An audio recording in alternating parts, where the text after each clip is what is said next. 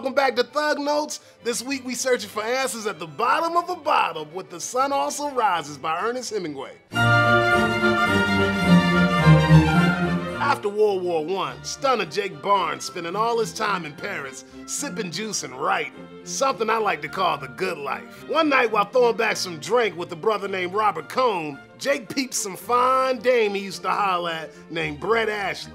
Even though they still got a thing for each other, Jake know that this girl too wild for him to handle. See, Jake got his junk straight f***ed up during the war, and ain't no little blue pills gonna fix that. To make things worse, Jake ain't the only one macking on Brett. Ever since she walked into that club, Cone's eyes have been straight glued to her ass. And he don't give a damn that she about to marry some thug named Mike Campbell. Ain't no thing though, cause Brett drops out of Jake's life like she always do, and heads to San Sebastian for a bit. Couple weeks later, Jake, Brett, and some homies decide they're gonna hit up a bullfighting festival up in Pamplona. But before they leave, Brett tells Jake on the down low that she was holding it up with Cone the whole time she was in San Sebastian.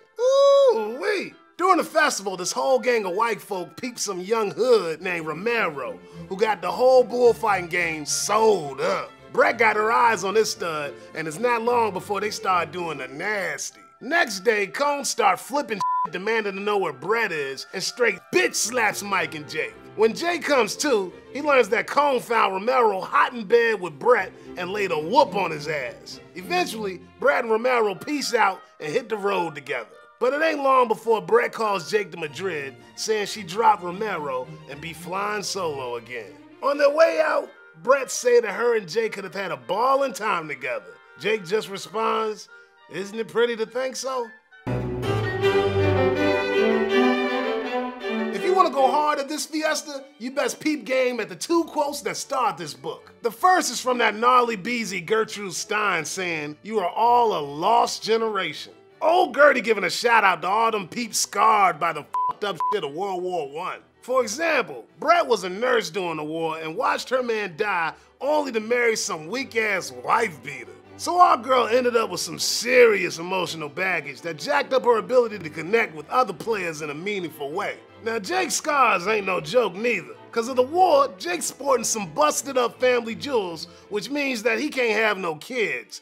A generation is literally lost, son. Hemingway takes that theme and thugs it up all biblical like with his second quote. "One generation passeth away, and another generation cometh, but the earth abideth forever.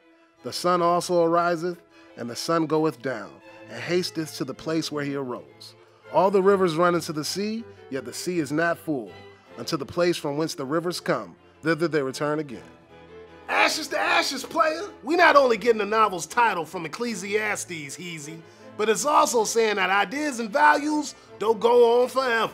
Like Jake say, even a fine philosophy ain't shit in 5 years. Dub 1 did more than just stack a lot of bodies. It also killed homies' belief in the most sacred of things, even love, player. That thug Cone ain't got nothing but old school romantic love for Brett. But truth is, chasing that love only making him get wasted and act all cray-cray. Cause in the shadow of World War I, romantic love ain't the real deal no more, partner. Cause without the old code, people gotta invent their own. Just look at all them boys fighting for Brett's fine self. Not only do they compare her to the ancient temptress Circe from Greek myth, but peeps straight up worship her. Even though this book be filled with a bunch of white people dancing and getting wasted on the reg, they ain't got no true happiness. Cause on the real, the world is capable of such evil that these players ain't never gonna find the meaning they're looking for. Looks like they just doomed to keep sipping drink and jacking around as they keep searching. I had the feeling as in a nightmare of it all being something repeated. Something I have been through and that now I must go through again. Yo, thanks for tuning in, players, and feel free to find meaning in some Thug Note swag. A fine philosophy indeed.